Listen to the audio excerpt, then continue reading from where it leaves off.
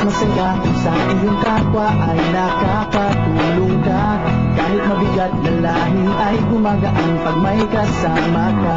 Ganyan, ganyan, may pagkakaisa. Sana, sana, sarili ay ayusin na para makatulong sa iba tulad ng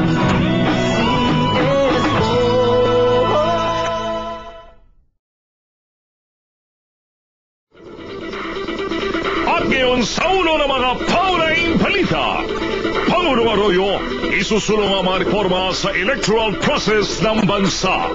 Inisyal ang pondo para sa gaganaping SK at barangay elections sa dating na Oktubre 29, tinanggap na ng COMELEC. AFP, nanindigan na may pananagutan pa rin si Jose Maria Sison sa purging operations ng Communist Party of the Philippines noong dekada 80. Pagdinig sa panukalang Japan-Philippine Economic Partnership Agreement, sinimulan na sa Senado. Halaga ng piso kontra dolyar patuloy na lumalakas. 2 araw matapos ang makasaysayang pagtatapos ng ERAP trial. Balik na sa normal ang aktibidades ni Pangulong Arroyo. Ipinagpatuloy nito ang pagbisita sa iba't ibang barangay sa Metro Manila. Kabilang sa binisita ang Barangay 76, Durham Street, Pasay City. Katulad ng dati na mahagi ang Pangulo ng 100 voucher para sa livelihood training sa TESDA, paggagawad ng certificates para sa pagtatayo ng butika sa barangay at tindahan natin. Agad din tumuloy ang Pangulo sa PICC para pangunahan ng Women's National Electoral Assembly 2007. Ang okasyon bilang pagunita sa ika-70 anibersaryo ng pagkakaloob ng karapatan sa mga kababaihan na makaboto noong September 15, 1937.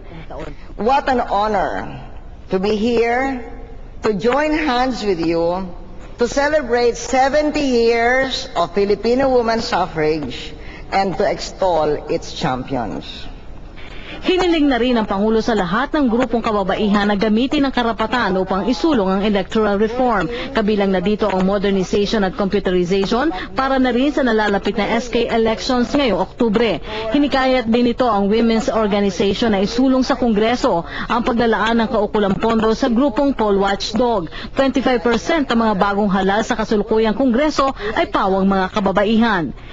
So let us exercise our right of suffrage to achieve the right of women to have more economic choice, to determine the future of their lives and the lives of their families, and to be able to exercise our right of suffrage to its fullest.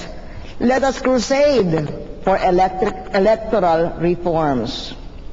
Our administration has long provided funds for computerization of elections. Let's campaign for modernization of voting, counting, and canvassing, starting with the forthcoming barangay elections. Gid pa ng Pangulo na matagal nang napatunayan ang kakayahan ng mga kababaihan makalipas ang 7 dekada. Kabilang na dito ang natatanging galing ng mga Pilipina sa iba't ibang larangan. Una na dito ang pagkakaroon ng bansa ng babaeng Pangulo at pamamayagpag bilang mga Chief Executive Officers ng malalaking korporasyon. We can say that we are proud that women in the Philippines got the right to vote ahead of women in many other parts of the world. And women in the Philippines rose to the very top of the political and corporate world ahead of women in many developed parts of the world. Formal na rin pinapurihan ng Pangulo ang kakayahan ni BIR Commissioner Lilian Hefty sa natamong revenue target sa buong ito, pati na rin ng Bureau of Customs. Ayon sa Pangulo, ito ang dahilan kung bakit nananatiling matibay ang pundasyon ng ekonomiya ng Pilipinas. Patunay anya ang mga kababaihan na hindi lamang kampyon bilang homemaker kundi pati na rin bilang policy maker. Para sa National Broadcasting Network, Rocky Ignacio ang inyong naging tagapagbalita. Tinanggap na po ng Commission on Elections ang 664 million pesos bilang inisyal na pondo sa gaganaping sangguniang kabataan at barangay election sa darating na Oktubre 29. Ito po ang inihayag ngayong Biyernes ni COMELEC Commissioner Resurrección Borao nang itinakda ang filing ng Certificate of Candidacy ngayong September 14, pero iniurong ito ng COMELEC sa darating na Setyembre 29 hanggang Oktubre 18. Nanindigan ng Philippine National Police na malakas ang ebidensyang hawak nila laban kay CPP Founding Chairman Jose Maria Sison. Ito ay kasunod ng pagpapalaya ng Dutch government kay Sison dahil sa kakulangan ng katibayan na ipinag-utos nito ang pagpatay sa mga dating kasamahan sa CPP-NPA na sina Arturo Tabara at Romulo Quintanar. We do not feel also that our evidence presented very weak. Maybe because the standard on the essence of the crimes there or on how they analyze the evidence available will be different. We respect the decision of the Dutch government. Sa gitna nito, patuloy na bine-verify ng pulisya ang mga ulat na maglulunsad umano ng malawakang pag-atake ang mga armadong komunista. Kabilang sa akbang na ipinatutupad na ngayon sa hanay ng PNP ang target hardening o pagpapaigting ng depensa lalo na sa mga himpilan ng pulisya sa mga liblib na lugar at iba pang vital installations. Nananatiling nasa full alert status ang Kalakang Maynila at ang buong puwersa ng Special Action Force sa buong bansa. Para sa National Broadcasting Network, ito si Christine Roque ang inyong tagapagbalita. Pinalit lamang ni U.S. Ambassador to the Philippines, Christy Kenny, ang mga ibinatong alegasyon ng pinalayang communist leader na si Jose Maria Sison laban sa Dutch government.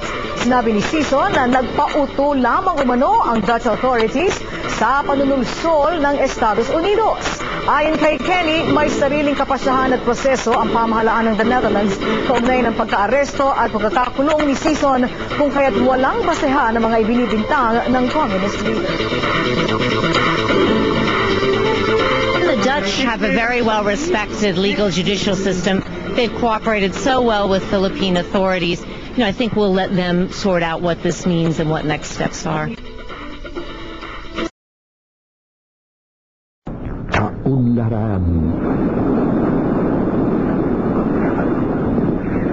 Kailangan ng isang damdamin na naiintindihan ang pangangailangan ng mamamayan. Isang kaibigan na handang tumulong. Isang ina na bukas ang puso para sa lahat.